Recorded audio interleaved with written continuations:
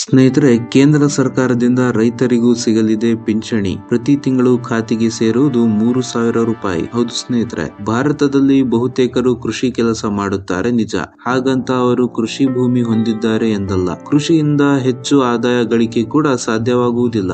ಬಡ ರೈತರಿಗೆ ವೃದ್ಧಾಪ್ಯದಲ್ಲಿ ಆರ್ಥಿಕ ನೆರವು ನೀಡುವುದು ಸರ್ಕಾರದ ಈ ಯೋಜನೆಯ ಉದ್ದೇಶವಾಗಿದೆ. ರೈತರು ತಮ್ಮ ವೃದ್ಧಾಪ್ಯದಲ್ಲಿ ಇತರರಿಗೆ ಹೊರೆಯಾಗದಂತೆ ಬದುಕಲು ಅನುಕೂಲವಾಗುವಂತೆ ಪಿಂಚಣಿ ವ್ಯವಸ್ಥೆ ಜಾರಿಗೆ ತಂದಿದೆ. ಯಾವುದೇ ಸಣ್ಣ ಮತ್ತು ಅತಿ ಸಣ್ಣ ರೈತರು ಈ ಯೋಜನೆಯ ಅಡಿಯಲ್ಲಿ ರೈತರ ಖಾತೆಗೆ ಪ್ರತಿ ತಿಂಗಳು ಸರ್ಕಾರ ಹಣ ವರ್ಗಾವಣೆ ಮಾಡುತ್ತದೆ. ಹೌದು, ರೈತರಿಗಾಗಿ ಭಾರತ ಸರ್ಕಾರ ಕಿಸಾನ್ ಮನ್ಧನ್ ಯೋಜನೆ ನಡೆಸುತ್ತಿದೆ. ಈ ಮೂಲಕ ರೈತರಿಗೆ ಪ್ರತಿ ತಿಂಗಳು 3,000 ರೂಪಾಯಿ ನೀಡುತ್ತಿದೆ. ಹಾಗಿದ್ದರೆ ಈ ಯೋಜನೆಗೆ ಅರ್ಜಿ ಸಲ್ಲಿಸುವುದು ಹೇಗೆ ನೋಡೋದಾದ್ರೆ, ಒಬ್ಬ ರೈತರು 18ನೇ ವಯಸ್ಸಿನಲ್ಲಿ ಈ ಯೋಜನೆಗೆ ಅರ್ಜಿ ಸಲ್ಲಿಸಿದರೆ ಅವರು ಪ್ರತಿ ತಿಂಗಳು 55 ರೂಪಾಯಿ ಪಾವತಿಸಬೇಕಾಗುತ್ತದೆ. ಈ ಯೋಜನೆಯಲ್ಲಿ ರೈತರು ಎಷ್ಟು ರೂಪಾಯಿ ಠೇವಣಿ ಇಡುತ್ತಾರೋ ಅಷ್ಟೇ ಮೊತ್ತವನ್ನು ಸರ್ಕಾರವು ನೀಡುತ್ತದೆ. 60 ವರ್ಷಗಳ ಬಳಿಕ ಪ್ರತಿ ತಿಂಗಳು ರೈತರಿಗೆ 3,000 ರೂಪಾಯಿಗಳ ಪಿಂಚಣಿ ನೀಡುತ್ತದೆ.